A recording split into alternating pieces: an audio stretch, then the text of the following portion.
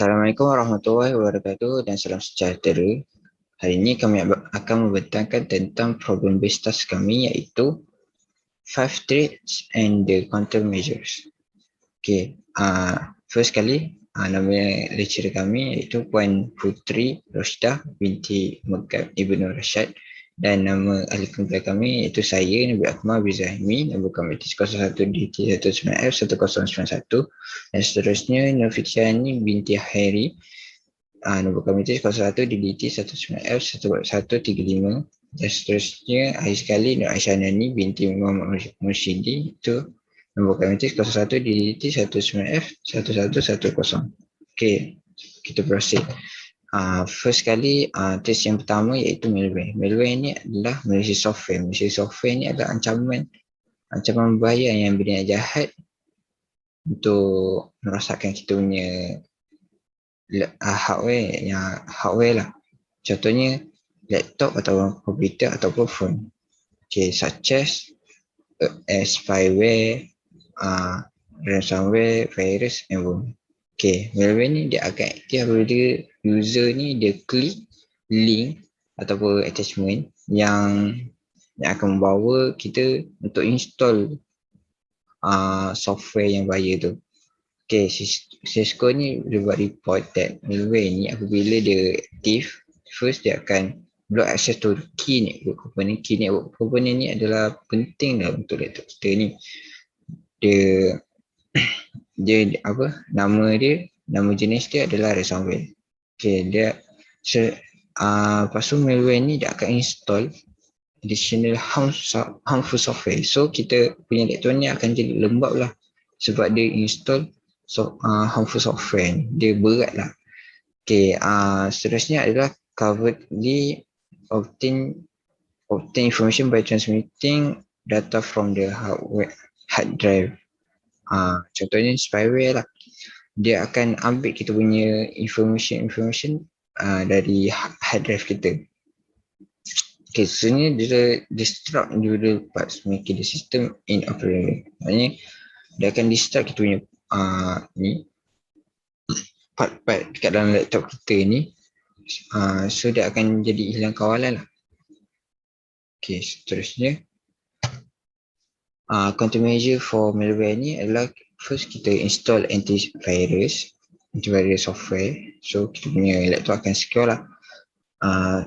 Second, regularly update the software. Kita kena setiap kali kita kena update software kita, so dia akan update juga security kita, so jadi selamat lah.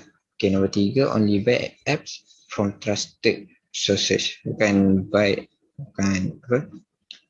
Buy ni kita kena pandai lah cari, contohnya Play Store, App Store, Google Play, contohnya lah. Seterusnya, don't click a suspicious link or download attachment from unknown source. Kita kena aware lah kalau link tu adalah yang trusted sources, kita boleh klik link tu ataupun kita boleh download benda tu. Kalau tak, jangan klik apa-apa lah kat situ.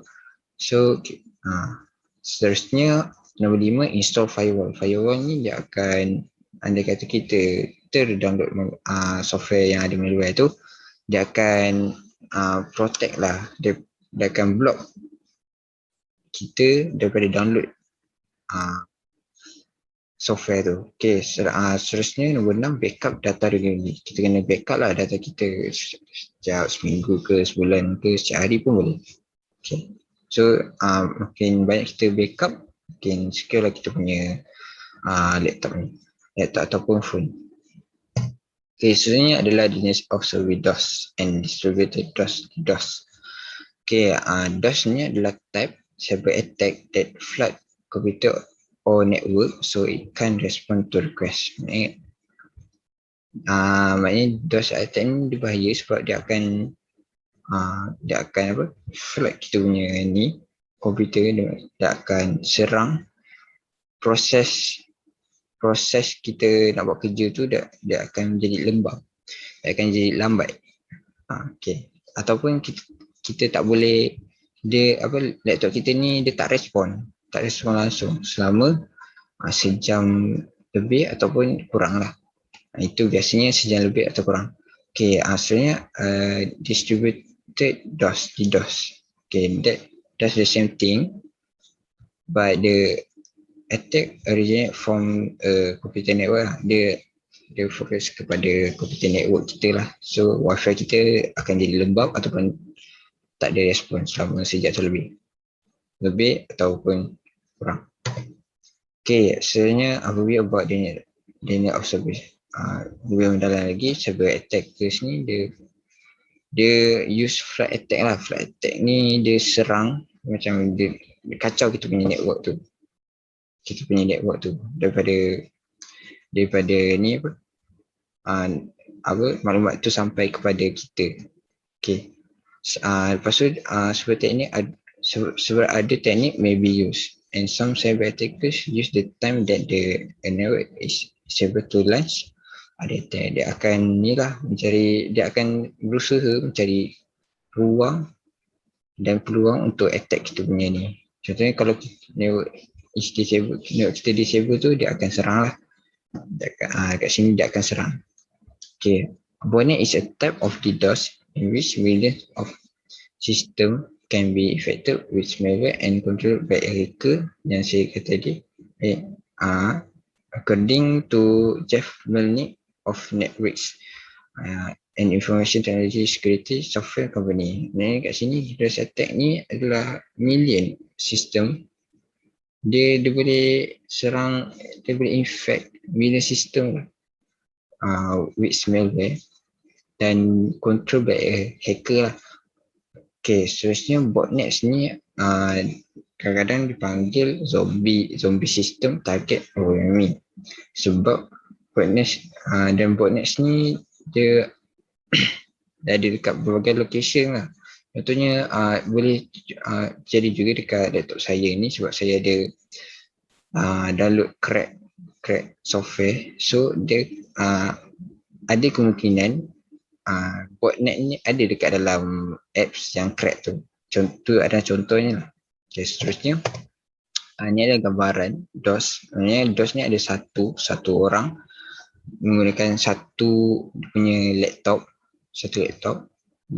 dia akan serang server yang dia target tu lah. Contohnya company lah biasanya.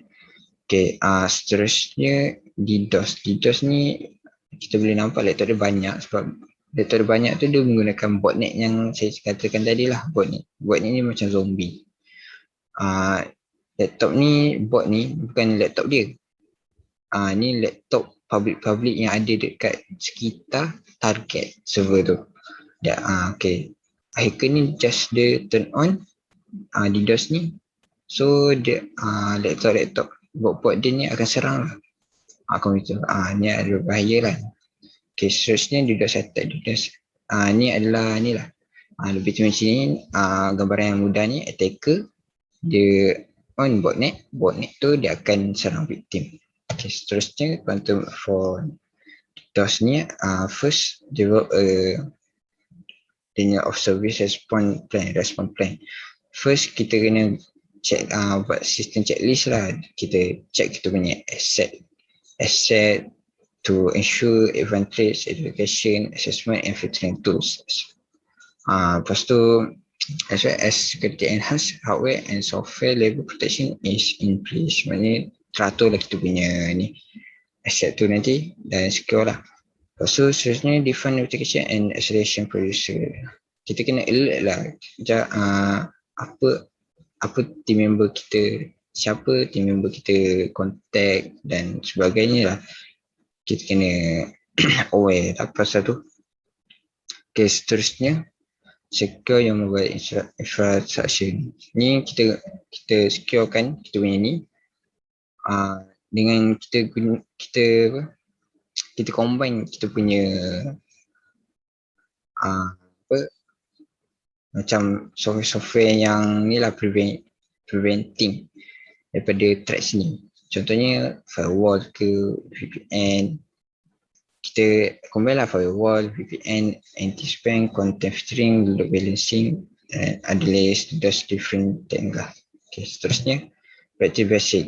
Ni biasanya kita ataupun kerja-kerja kita kena ada practice lah basic network security ni. Untuk mengelakkan error yang sedikit pun kita kena elakkan juga. Sebab hacker ni dia akan mencari peluang dan ruang lah yang saya cakap tadi untuk attack kita punya laptop. Okay, seterusnya secure practice ni contohnya complex password, anti-phishing method, secure firewall that allow little outside traffic. Okay. Seterusnya maintain strong. Kita kena maintain kita punya network ni, network architecture ni. Maintain strong. Kita kena dapatkan kita punya network architecture ni. Focusing network. Okay.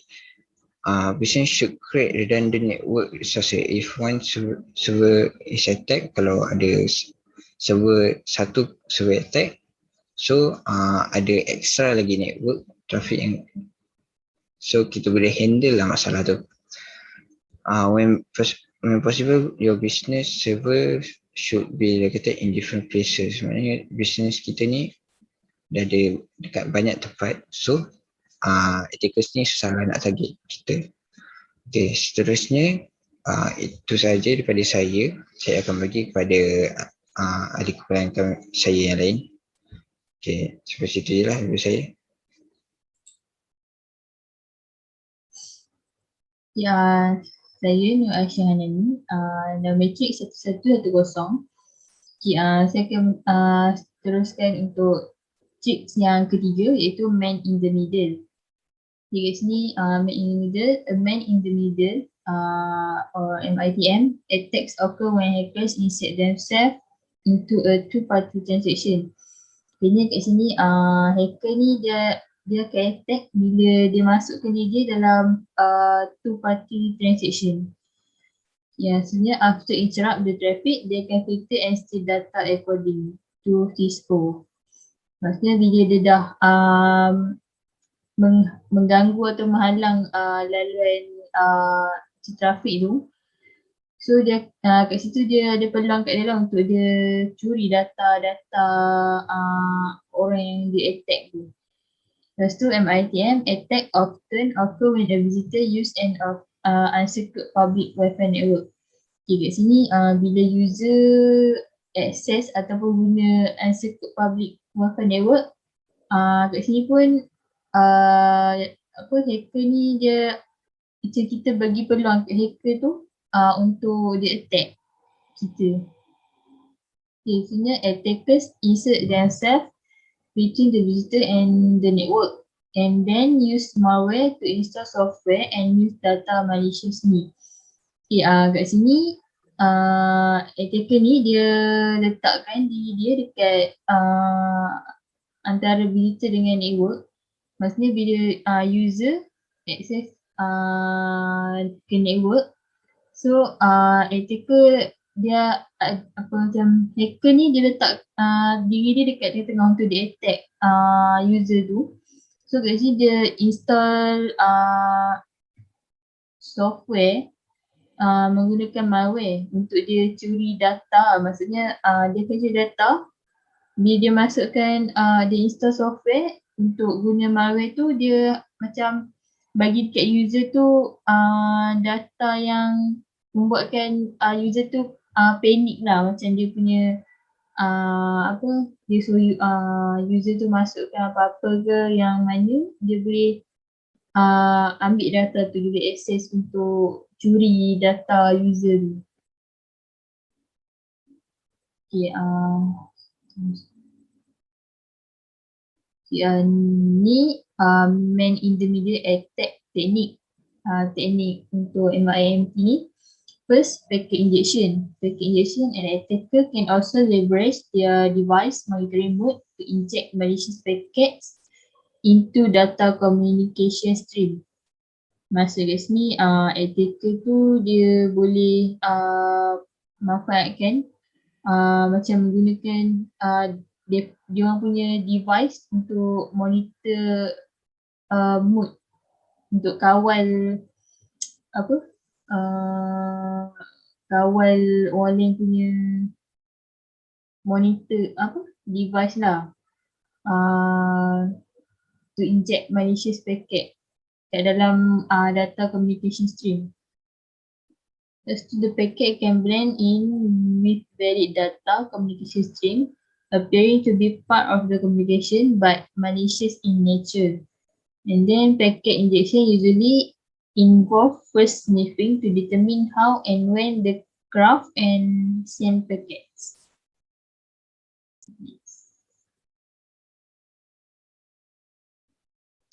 Yang kedua, sniffing. Attacker use packet capture tools to inspect packet at a low level. Kat sini attacker dia gunakan capture packet punya capture tools untuk dia carilah ataupun dia nak detect packets yang low level punya. Lepas tu, using specified wireless device that are allowed to be put into monitoring or promiscuous mode can allow an attacker to see packets that are not intended for it to see, such as packet address to other hosts. Terusnya yang ketiga, teknik yang ketiga, session hijacking. Most web application use a login mechanism that generates a temporary session token to use for future requests to avoid requiring the user to type a password at every page. So kat sini sekarang kan banyak web application yang kebanyakannya guna kita kena login lah. So kat sini attacker dia akan cuba nak masuk ataupun nak access suatu app yang perlu kita masukkan kita punya password ke atau ID. So kat sini dia akan attack untuk dapatkan session token ataupun session ID yang mana dia boleh access kita punya account tu lah. Maksudnya kita nak masuk tu dia boleh guna macam sesuatu session token yang dapat, so dia boleh masuk lah melalui password yang dia dapat tu. Lepas tu, an attacker can sniff sensitive traffic to identify the session token for a user and use it to make request as a user. Kat sini, attacker dia boleh detect, dia tahulah kat mana sensitive traffic yang mana dia boleh dapat session token tu untuk dia menyamar ataupun jadikan sebagai user nak request satu benda, satu page ke satu web yang dia nak access lah. Lepas tu, the attacker does not need to spoof once he has a session token. Last ni maksud dia bila attacker tu dia dapat session token tu, so dia tak perlulah nak menyamar ke nak jadi sebagai sesiapa kan untuk dia access satu tu, dia nak masukkan apa-apa kan.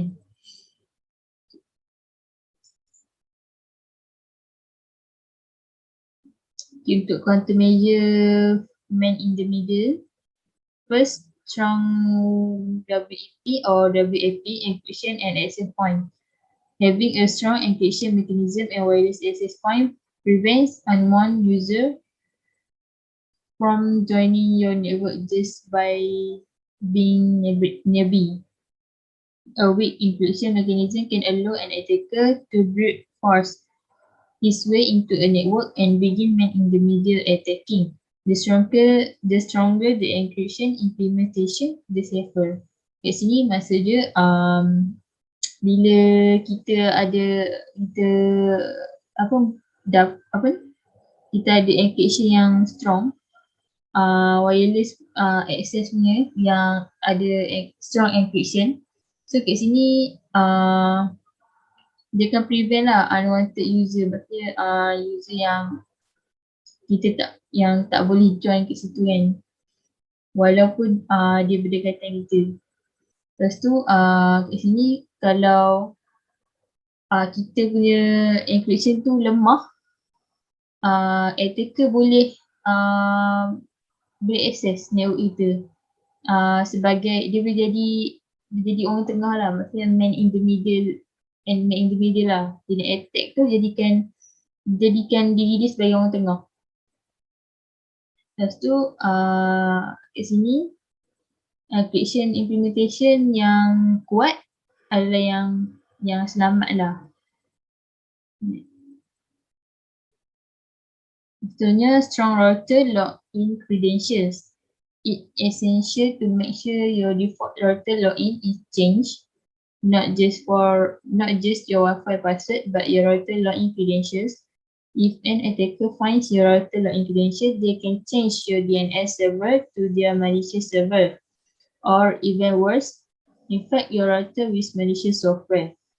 Okay, next, yang 3, virtual private network. VPNs can be used to create a secure environment for sensitive information within a local area network.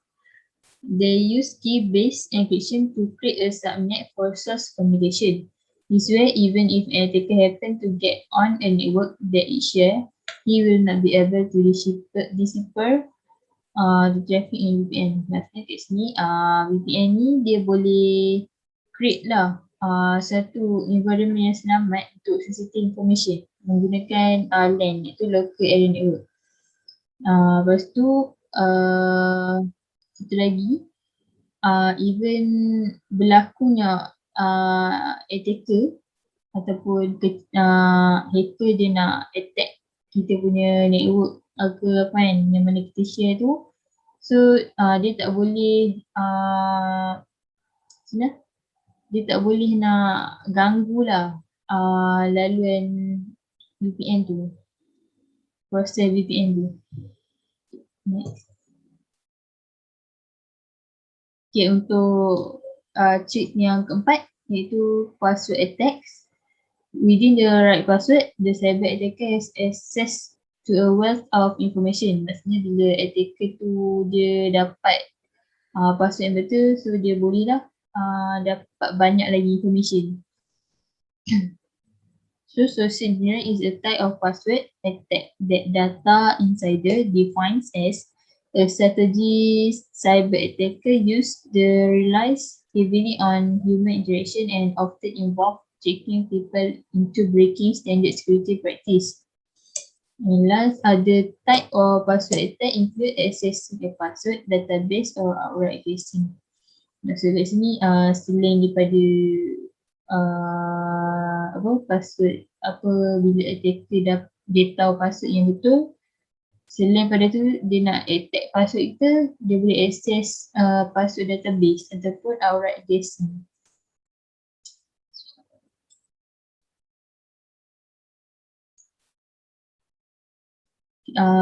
Sebenarnya untuk countermeasure for password attacks, the best way to fix the password attack is to avoid one in the first place.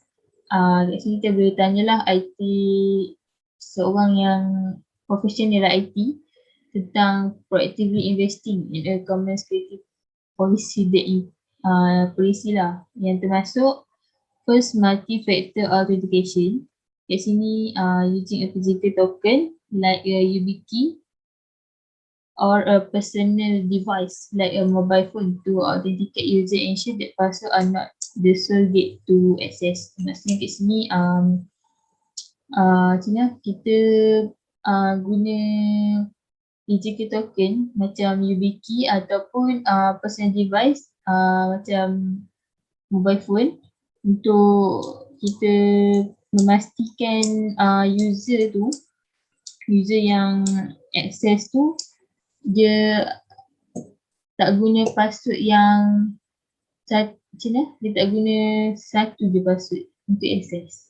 So kat sini dia ada banyak cara lah boleh access.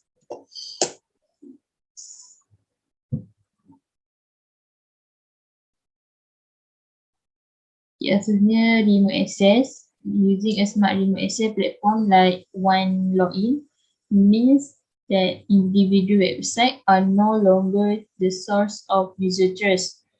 Instead, one login ensures that the user identity is confirmed, then logs them in. Kemudian untuk biometric, Malaysia actor will find it very difficult to replicate your fingerprint and facial shape. Maksudnya macam penyamar ataupun orang yang menyamar sebagai dia nak menyamar nak curi kita punya data ke apa yang dia nak access kita punya device ke apa kan, kalau kita guna fingerprint ataupun facial shape atau muka ni, so kat situ susah lah bagi dia untuk dia masuk sebab ni lah fingerprint dengan facial dengan muka tak sama kan. So last, enabling biometric authentication turns your password into only one of several points of trust that a hacker need to overcome. So ini saya serahkan kepada Fitri Yani.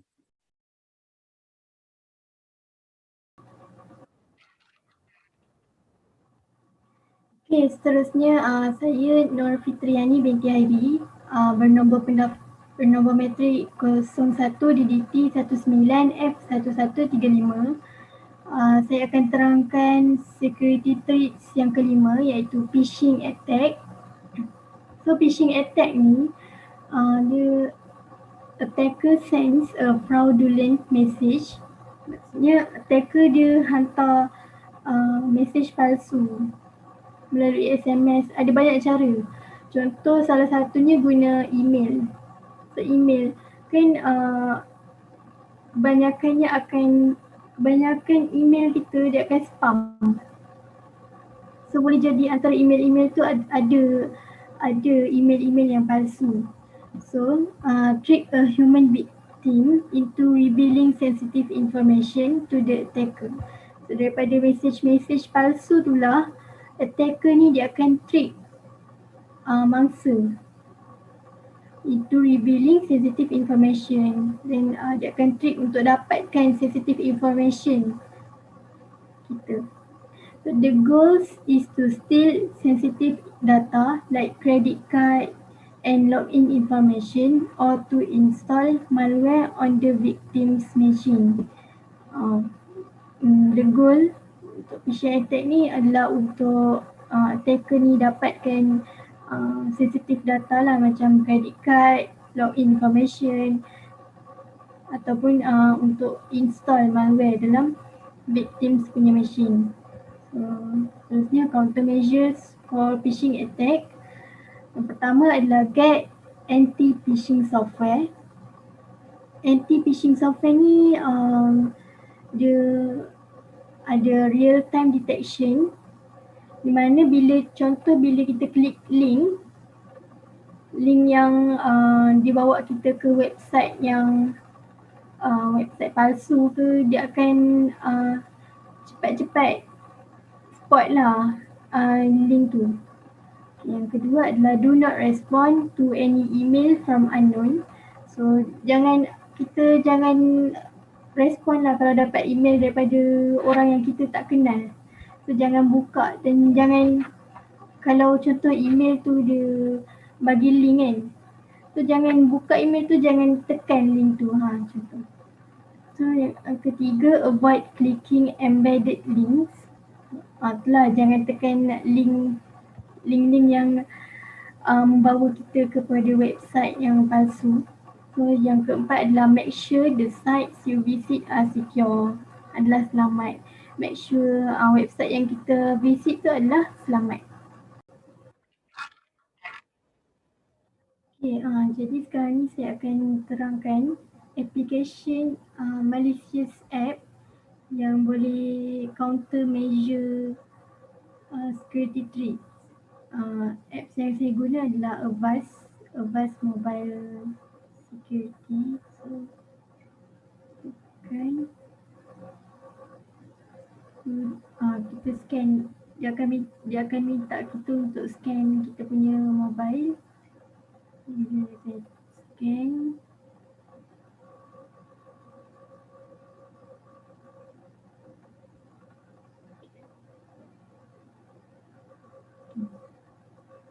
kalau kita tengok ke bawah ni, nampak found to reach. Sekarang ni dia tengah scan apps yang dalam mobile kita. So kita kena tunggu.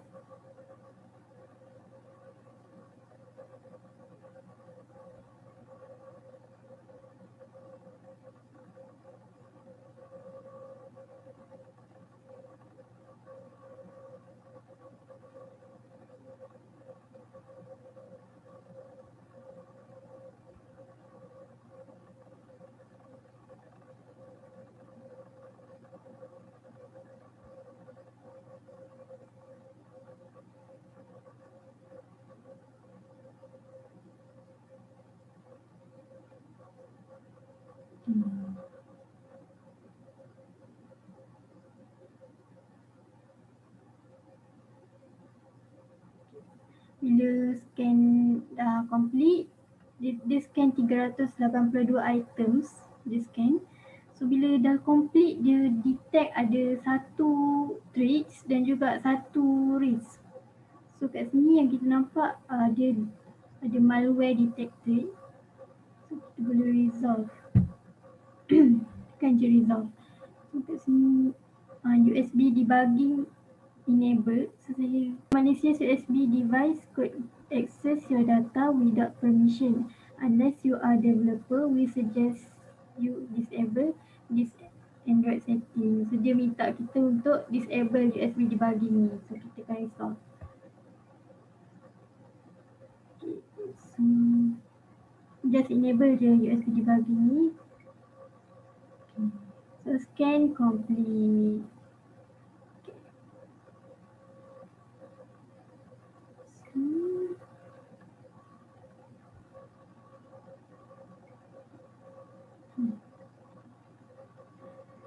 Bila kita resolve tadi, no threats detected.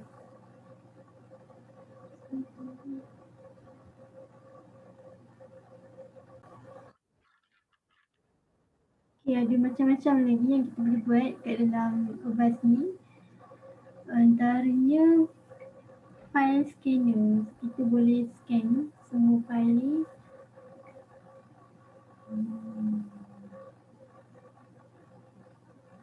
Lama sikit lah sebab banyak file.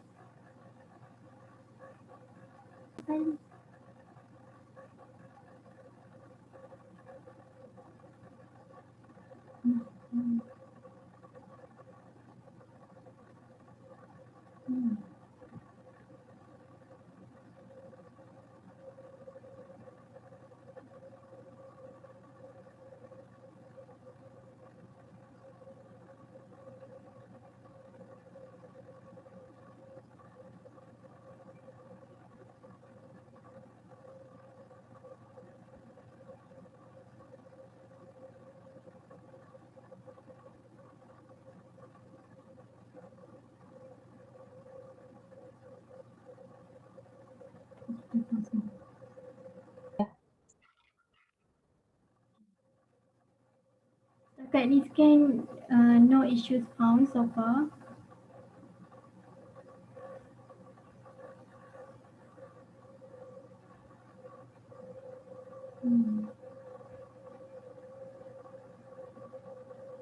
Terlampau banyak ya file.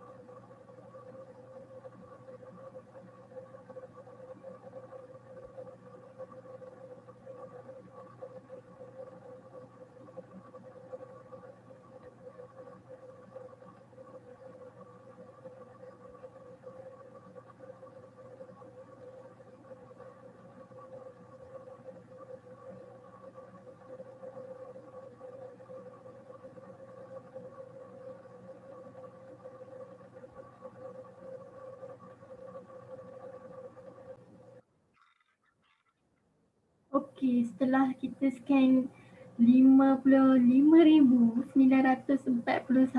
items, so setakat ni semua file selamat, ya. Sebab dia kata no issues found. Okay, kita dah scan semua file. So, okay, Wi-Fi security.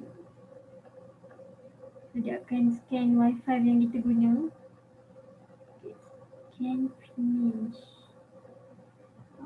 No issues found. So maksudnya Wi-Fi yang kita guna ni selamat untuk digunakan. Okay. Jadi rasanya itu sahaja. So apps ni sangat bagus untuk secure kita punya mobile daripada pelbagai security tricks. Contoh yang macam tadi contoh tricks password crack, apa lagi, banyaklah security tricks yang boleh kita prevent daripada apps ni. Cuma kekurangan dalam apps ni adalah dia banyak ads, terlampau banyak iklan. Tapi apps ni sangat bagus untuk secure kita punya mobile. Okay, itu saja. Sekian, terima kasih.